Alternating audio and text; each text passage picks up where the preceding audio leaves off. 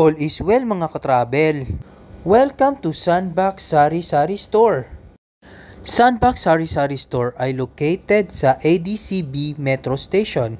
Mga katravel, open sila 8 a.m. until 11 p.m. Naghahanap ba kayo ng grocery pang Pilipino?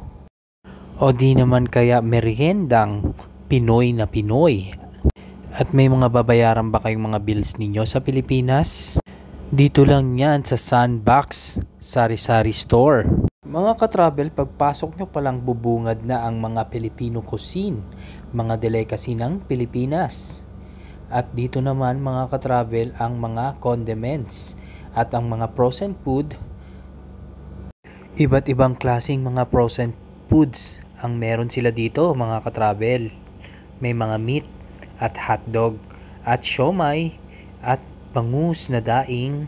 At ang paborito nating ice cream mga katravel, mapakape, palaman at mga dilata at iba pa, at tulad ng Delimundo at mga imported na goods. Madami pang ibang kayong mabibili dito mga katravel. At dahil sa dami ng pagpipilian, talagang halos lahat ng gusto nyo na Filipino cuisine, Pilipinong pagkain, dito nyo lang mabibili yan. At inumpisa na nga namin ni Katravel bumili.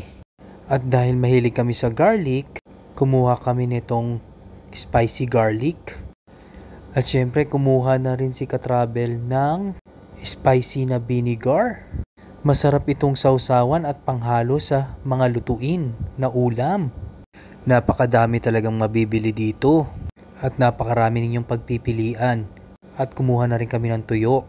At ito naman ang aming paboritong chicken skin. Napakaraming flavor. At meron rin silang mga nuts na iba-ibang flavor. Mga cookies din. Puto seko, pulburon. At ito yung mga nuts. At meron ding fried crispy isaw. Napakadami talaga mga katravel ang binili namin dito.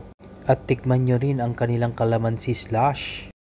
At kumuha na rin kami ni Katravel ng palabok at ng pasta. At dahil hindi pa kami nagtatanghalian, kumuha na kami dito ng makakain namin. Madami silang mga pagkain ditong ready to go na. Pwede nyo rin pambaon sa trabaho. At dahil nagugutom na kami ni Katravel, pinaharihit na lang namin kay Kabayan. Pag gusto nyong kumain dito, may microwave din sila dito. At ito yung taho mga katravel. Talagang napakasarap ng tahong yan. Natikman na rin namin yan mga katravel.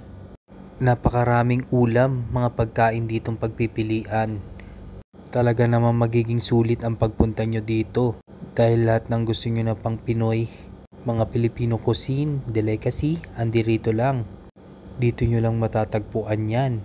Sa Sandbox Sari Sari Store.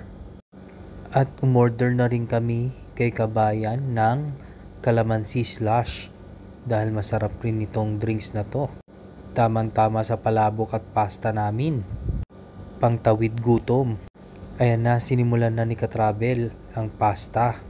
Sobrang sarap nito Katravel. At ito naman yung kanilang palabok, overloaded. At yung calamansi slush. At sinimulan na namin kumain ng palabok. At ito na nga, napakasarap talaga ng kanilang palabok mga katravel. Unang subo pa lang, malalasahan mo na talaga at napakalinamnam. At pagkatapos namin kumain, nagbayad na nga si Katravel. At syempre habang nagbabayad si Katravel, kumuha na ako ng chicken skin at ng spicy nuts din. Parang gusto ko kunin lahat ng flavor mga katravel ng chicken skin. At dahil masarap ang kanilang palabok, nag-take out uli si Katravel. At ayan, ininom na ni Katravel ang kanyang calamansi slush. At sobrang sarap din ito. Subukan nyo mga katravel.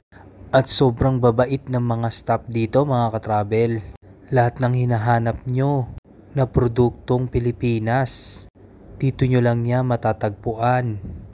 Sa Sandbox Sari Sari Store.